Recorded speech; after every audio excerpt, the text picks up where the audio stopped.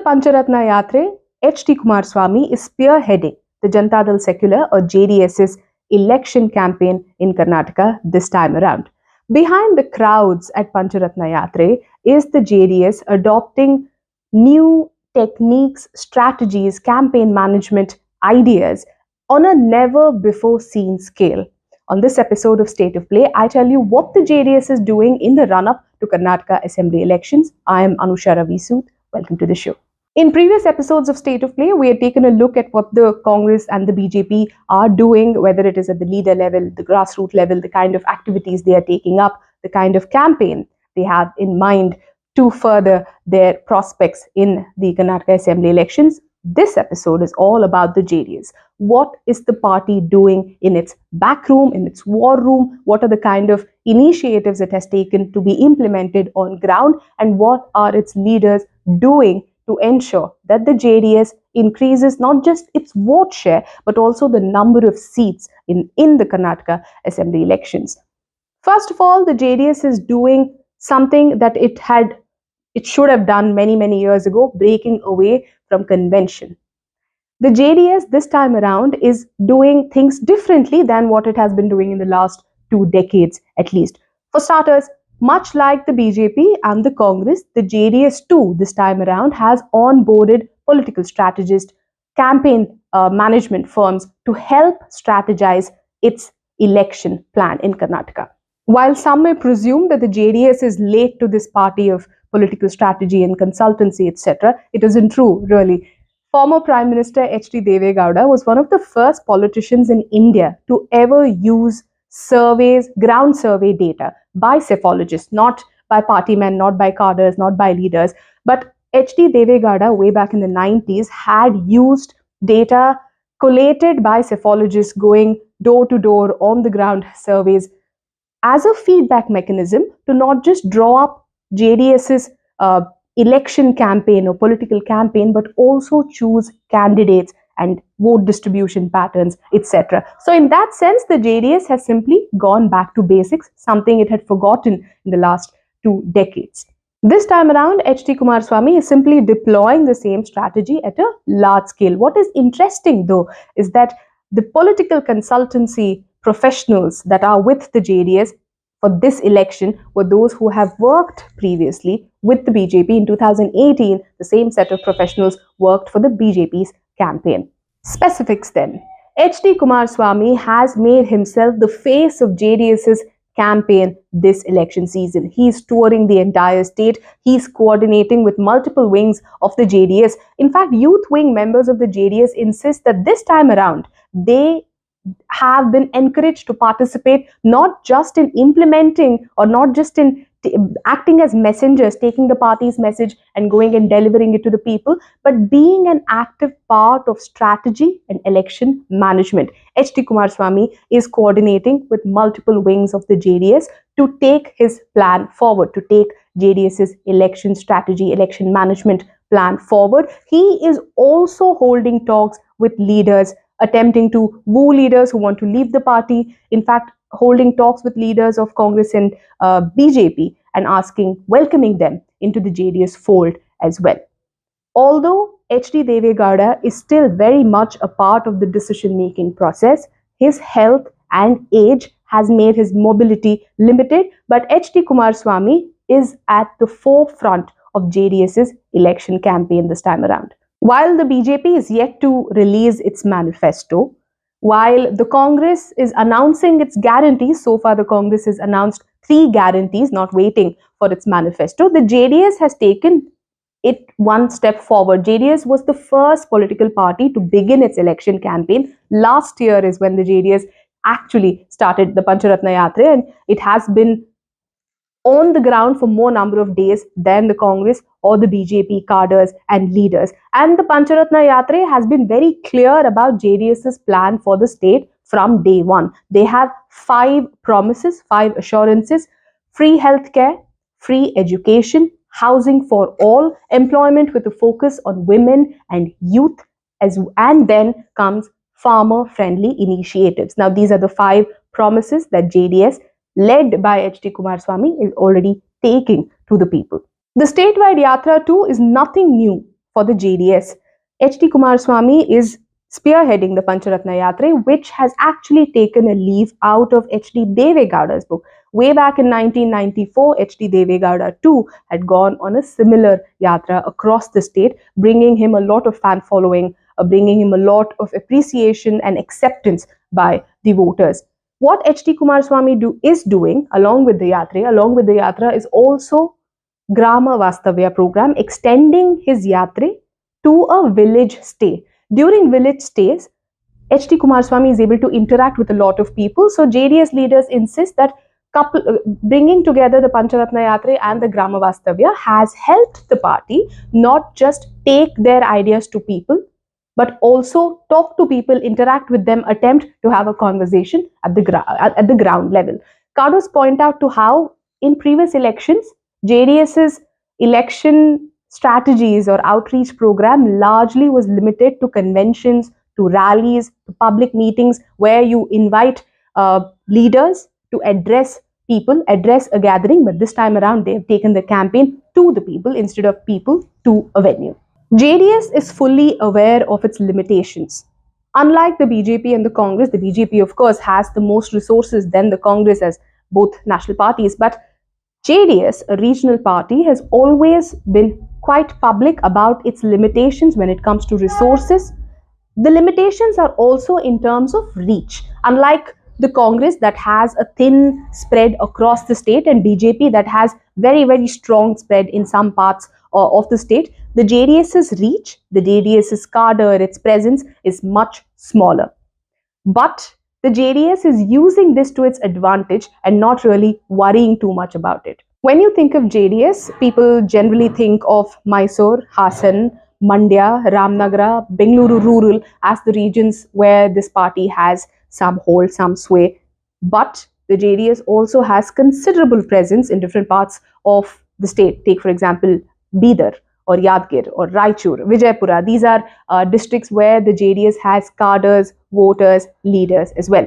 Leaders of the JDS point out to how during the Pancharatna Yatra, they were very surprised to see support in very unconventional regions like Kumta, like Honnavara. JDS leaders themselves were surprised to see the kind of support that they were seeing. Will this crowd, will this support translate into votes is something the JDS also will have to wait and watch. Considering all of these limitations, the Pancharatna Yatra itself is aimed at only reaching about 100 constituencies, and in each of the constituencies, the JDS leaders, especially H.D. Kumaraswamy, who is single-handedly leading the Pancharatna Yatra, is attempting to reach 20-25 villages in a day, 2 cities or towns, etc. But the focus of this yatra isn't just about 100 constituencies out of 224 in Karnataka. Within these 100 constituencies, the JDS sees itself putting up a fight in just about 65 to 70 seats. Now you come down to the next level. How many of these 65 to 70 seats is the JDS confident of victory? The JDS insists, the leaders in the JDS insist that the party can aim to win at least 35 to 40 seats. That is their actual target. The party is hoping to win 35 to 40 seats with the aim of emerging as the kingmaker in this assembly election in Karnataka. Because whenever the JDS becomes the kingmaker, H.D. Kumaraswamy becomes the king. Or that is what convention has shown us. Towards this end, while H.D. Kumaraswamy spearheads its on-ground campaign, trying to reach out to as many people as possible, there is an entire team working behind the scenes. The political consultancy team, the social media team, the campaign management team of the JDS. While he takes away some time from Pancharatna Yatra, H.D. Kumaraswamy is also interacting with these different teams.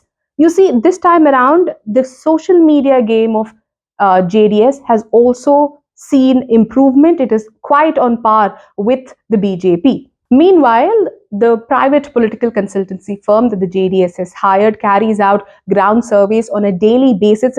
It's a 24-hour cycle where ground reports are sent across to H.D. Kumaraswamy and on a day-to-day basis updates are being given to the leaders of the JDS, who are then using this information to assess what the impact of the Pancharatna Yatra has been, how differently can they approach each of these constituencies, what are the factors that they should take into consideration while zeroing in on a candidate in specific constituencies, who are the candidates that the party should really work to retain in the JDS, and who are the candidates or aspirants of other parties that the JDS can bring on board, these aspirants from BJP or Congress, etc.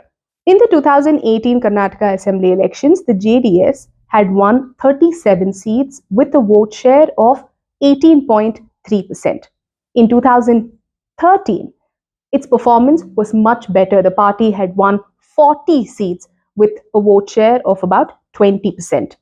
This time around, the JDS hopes to increase its vote share to about 25 to 27% and hopes that this increase in vote share will translate to the number of seats being 35 to 40.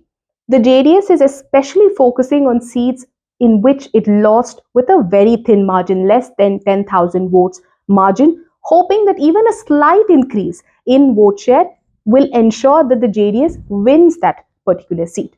So what is the JDS doing to increase its vote share and hence increase the number of seats as well? Two cards that the JDS is playing other than HD Kumaraswamy leading the party's campaign. One, the HD Devegowda Vokkaliga card to woo not just the conventional vote base of the JDS, the Vokkaliga community, but it is also using his stature as a former prime minister, as a statesman, as a policy maker to also appeal to other backward classes elsewhere. To some extent, the JDS is also hoping a section of Lingayats will vote for the JDS, not just for HD Devegowda, but also the other Lingayat leaders in the party. But the second core target voters that the JDS is looking to woo are Muslims and Dalits, and CM Ibrahim as the state president of JDS is coming in handy for the party to make its pitch to the minority communities and a section of Dalit voters. With younger leaders, including the third generation of the JDS first family, the HD Devegowda family, the party is also hoping to reach out to more youngsters, more first-time voters, and in that path, towards that aim, the party has also given a fillip to its social media campaigns overall. For the first time, HD Kumaraswamy is also interacting with booth-level workers. Unlike the Congress and the BJP that have booth committees, etc., the JDS has identified 2 youngsters per booth at every constituency that it is focusing on, and HD Kumaraswamy is holding talks, is speaking to these youngsters directly to boost their morale and keep them active during election time. In fact, for the first time, HD Kumaraswamy also had a virtual interaction with booth level workers, district level workers overall. The JDS has its set of problems too. Within the family bastion seat of Hassan, there seems to be internal bickering within the JDS first family, with HD Revanna's wife Bhavani Revanna demanding a ticket and HD Kumaraswamy insisting that he does not want to. HD Kumaraswamy very tactfully has also been playing the emotional card, citing HD Devegowda's health and his age, insisting that this election is a do or die for him.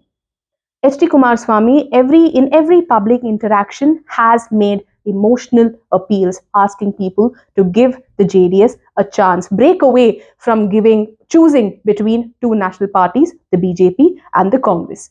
Although low on resources, the JDS has found a friend for whom resources are no matter, the Bharat Rashtra Samiti.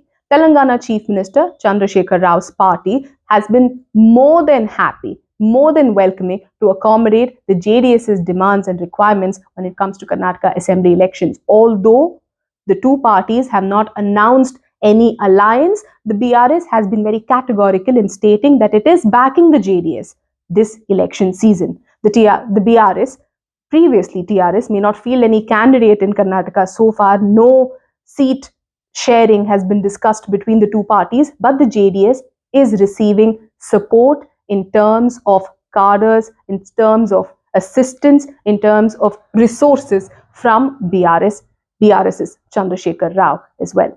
The Pancharatna Yatra may have received overwhelming support in some parts when it began, but over the days, it seems the Yatra has lost a little bit of its sheen, especially in regions where it has already passed by a few months ago.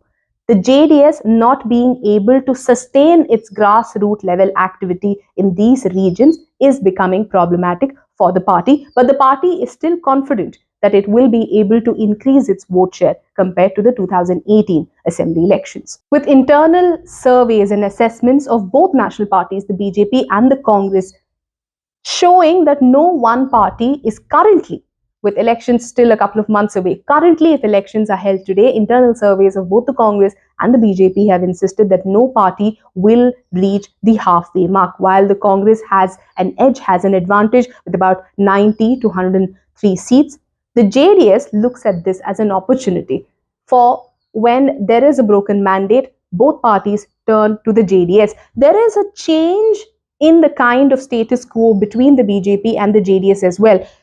A month ago, when Amit Shah was in Karnataka, he spared no words, he minced no words in going after the JDS in Mandya. But when Prime Minister Narendra Modi was in Mandya just a few days ago, he steered clear of even mentioning the JDS in the Vokaliga heartland, which means the parties, at least the BJP, is right now holding its fire when it comes to going after the JDS. It is instead focusing its entire might to go after the Congress in Karnataka. With an election set or being read as seen neck and neck, the JDS, as the third major player in Karnataka politics, assumes significance. We at South First will keep a close track on how this story develops. Do stay tuned. Thank you for watching.